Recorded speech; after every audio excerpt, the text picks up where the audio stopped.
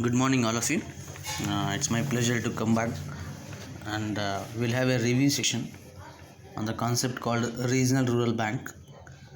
So, let us just understand the history of RRBs, and I'm going to discuss about the history of RRBs in India and its functions and its structure and the opportunities what are existing at present, and also the challenges that are mainly faced by RRBs in the present situation. Now, let us understand about first of all the situation how it has been created in the years 1970s. So, the government of India those days were thinking about bringing some changes in the rural areas. So, in order to improve the lifestyles and opportunities in the rural areas, they thought of bringing some drastic changes where the financial assistance and also a proper credit system should be maintained in rural areas. So, as a part of that, in the year 1974, you can see a wonderful scheme that was being planned. A policy was made by the government of India, that is Garibi Hatao. So, at the time of Indira Gandhi, in the year 1974, that was the slogan taken as a part of fourth five-year plan. So, to the progress to that particular policy, in the year 1975, there was some committee made by the government which was headed by Narasimhan. So, Narasimhan Committee on Rural Credit was made, and they'll come out with some views how we can bring such changes. So, in this regard, the committee was of the view that RRBs would be much better suited than the commercial banks. So, this was the opinion given, and in this regard, the GOI passed, that is, Government of India passed a Regional Rural Bank Act 1976, and this was mainly to bring some more authority and support in the rural areas for bringing overall development. So when we talk about the history of RRBs, so in the year 1976, there was only six such RRBs were formed, and later within a year it was increased to 25. So you can see a great improvement in the number of RRBs. And if you see the present situation, we got 45 RRBs in India, where State Bank of India is having highest number of RRBs sponsored by SBI, that is around 14 RRBs under State Bank of India. And if you see, RRB Act 1976 has given a proper structure for forming, that is, incorporation, regulation and winding up procedures for rural banks. So this procedure actually helped them to start RRBs in the various areas of our country, so called as even the corners of a country get covered under these RRBs. RRBs are mainly formed with the view to develop the industry, like agriculture and the trade that is existing in the rural areas, the commerce and the industries, that is especially the small and micro scale industries. You can see that moreover, like handicrafts, the people who are doing with a small range of business, and also the other productive activities like individual activities, or you can say small group activities for the purpose of self-employment. So likewise, these are the major things where RRBs focused on, like agriculture, trade, commerce, industry and even some various productive activities. And if you see, these RRBs, they also credit and facilitate to mainly the target markets like the small and marginal farmers. These are the most important parties for the RRBs, because they play the crucial role, right? Whether it is about advancements or loans, these are the people who might have been given highest priority, like small and marginal farmers, because they will have a very less amount of land to cultivate, and moreover they have some challenges when it comes to investments and all. Right, so in the process also they required some money. So that is the reason why these are the first people, or you can say highest prioritized people, called small and marginal farmers. And then coming to the next, that is agricultural laborers. So these are the people who have got very less or no land. Sometimes some people may not have lands, but they need to get assistance in order to upgrade themselves as small farmers. So where they going to take some land as a part of cultivation, right? And they will do on their own, or else they have to depend on somebody else.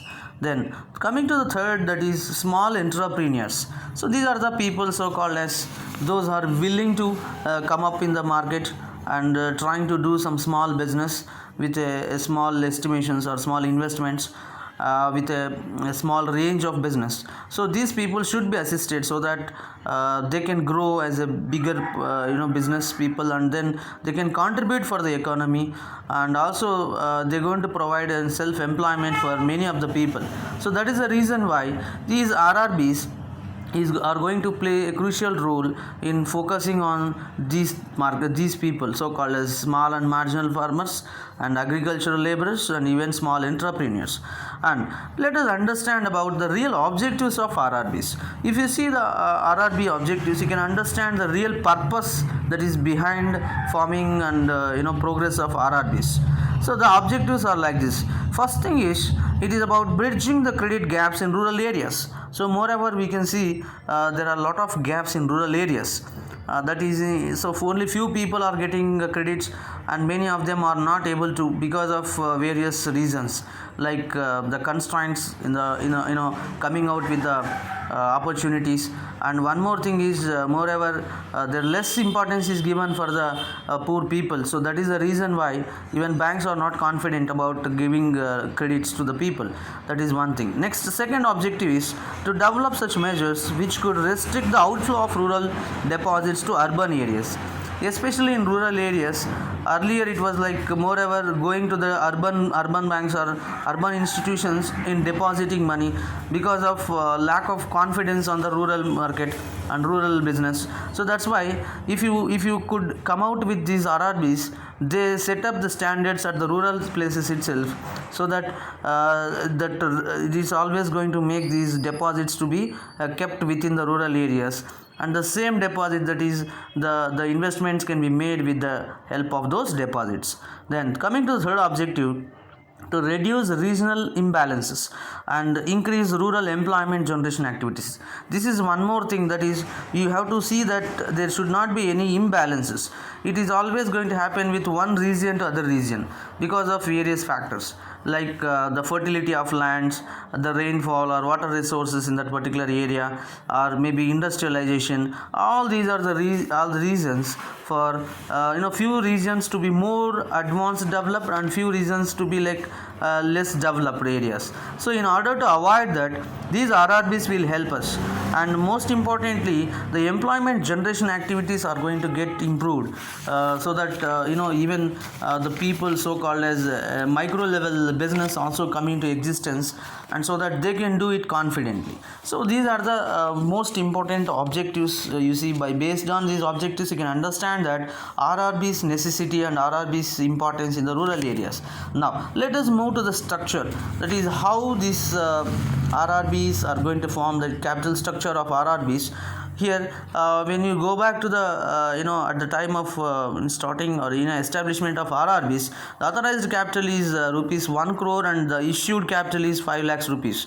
And if you see the issued capital, that is authentication over this RRBs, it can be divided into three categories. Like 50% is to be subscribed by the central government, that is the first part. Major part will be with the central government, and with the state government, concerned state government where it is located, it will have 15%. And the sponsoring bank, the bank which are sponsoring the RRB in that particular region, will have 35% of hold. So likewise, you can understand these are the three holderships what are going to get from central government, state government and sponsoring bank. And then the working and affairs of the RRB are generally managed by the board of directors. If you see how the directors are going to be formed, and there will be a chairman who may be appointed by Government of India, and the term doesn't exceed 5 years. So you can see that it should not exceed 5 years of term. So the chairman may be appointed directly by Government of India, which consisting of the various directors.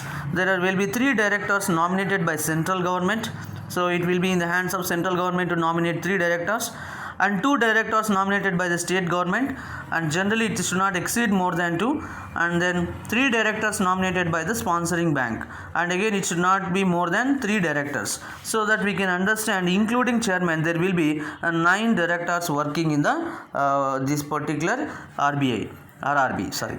And then moving to the next concept, that is functions of RRB. We have to understand the functions of RRB. That main functions are like this. It is about granting of loans and advances to small and marginal farmers and agricultural laborers. So as we have mentioned about the objectives, we can see that their main focus is about granting loans and advances. So every time there is a possibility of providing any such loans, and even the government is also going to fix certain targets about advancing of loans and providing more advances for the people, so that they get more protected and they will be better encouraged.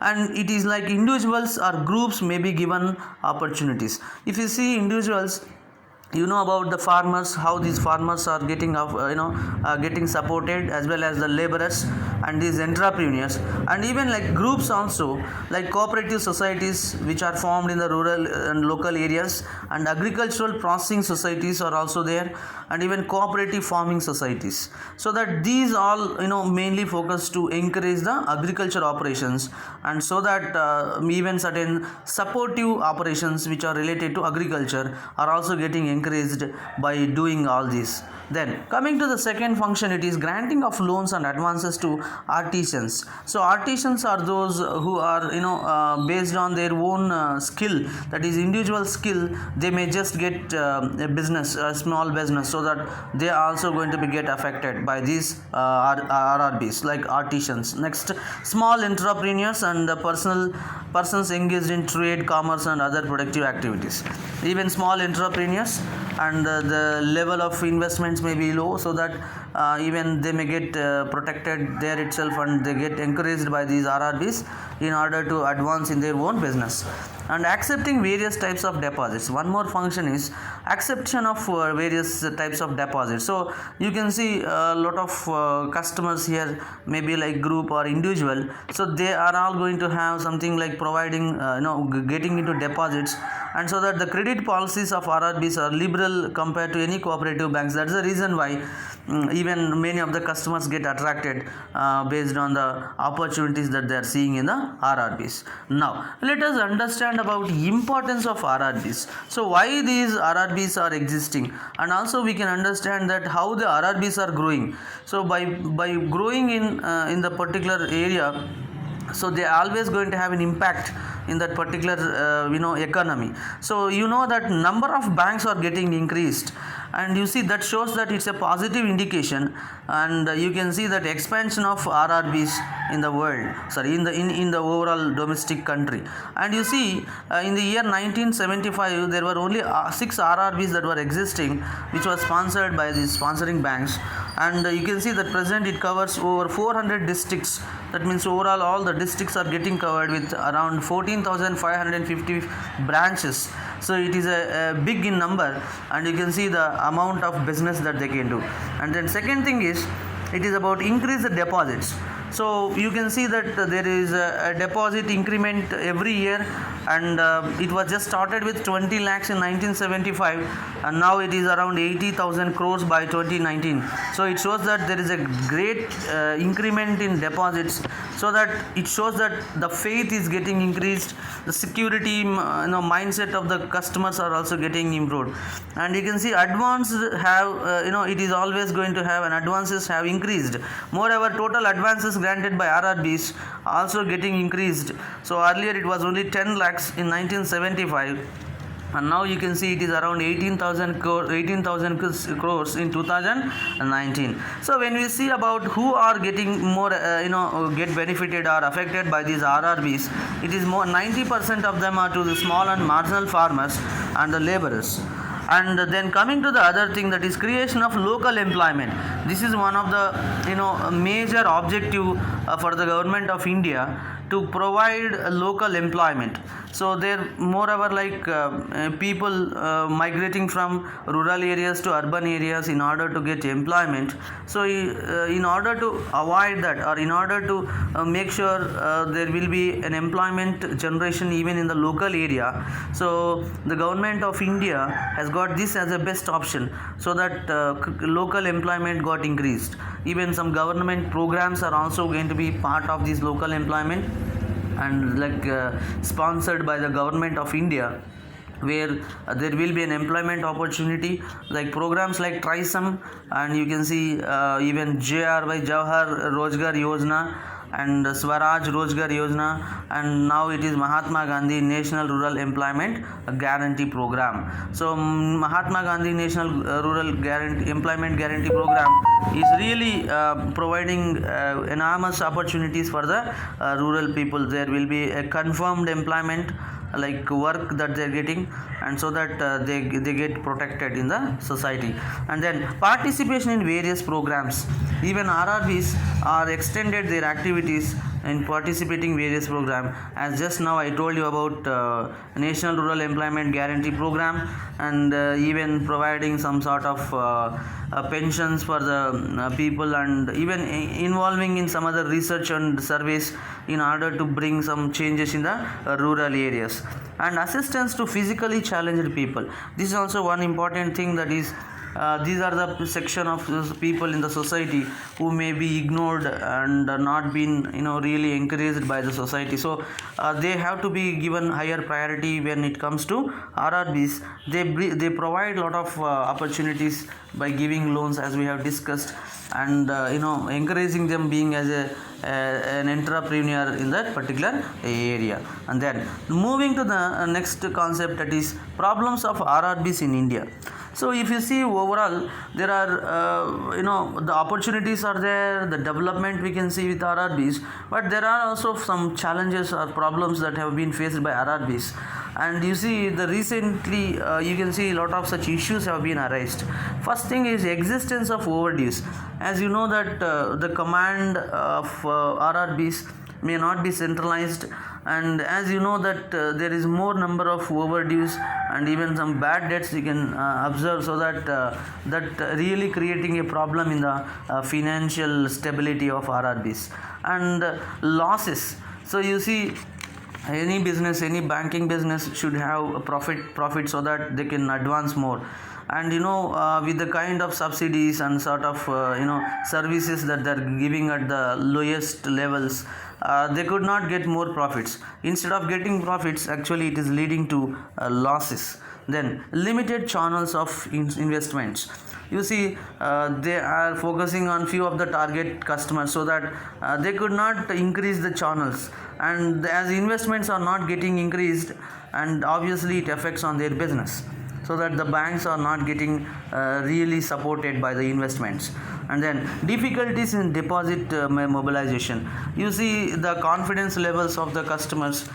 It is one such big challenge for RRBs to secure such loyalty in the customers, and most importantly to encourage such bigger depositors. So they could not do that. Reason is they could not come out with attractive policies and all, as they are not such a commercial bank, a full-fledged commercial bank, so and could not get that real image as a commercial bank. That is also one such challenge here. Then high establishment cost, and when it comes to rural areas, and as you know that the number of branches are getting increased, and in order to provide the best services in the rural areas, the establishment cost is also one big challenge, because it is a huge risk for them to bring such a high quality establishment in rural areas, and also having such a highly skilled professional. And this is one such, and also the technical devices that you need to bring in to have an effective banking system. And then multi-agency system of control. You see there are various agencies that are there, like institutions which are going to have a overall control on RRBs. That means they don't have such independence. Like sponsored banks are also going to have that, that's 35% of the holdership will be there with them. RBI is, as you know, that every bank of India is going to be regularized by RBI, and NABARD, International Bank, and state and central governments are also going to have an influence on RRBs. So due to this multi-agency system of control, it is also bringing a big challenge for RRBs to take their individual decisions, like independent decisions. Then coming to the next thing is, it is ineffective staff. Due to that ineffective staff also, people could not get the best services, and they could not bring that faith in the customers, see that, and also not able to bring the new customers into the bank.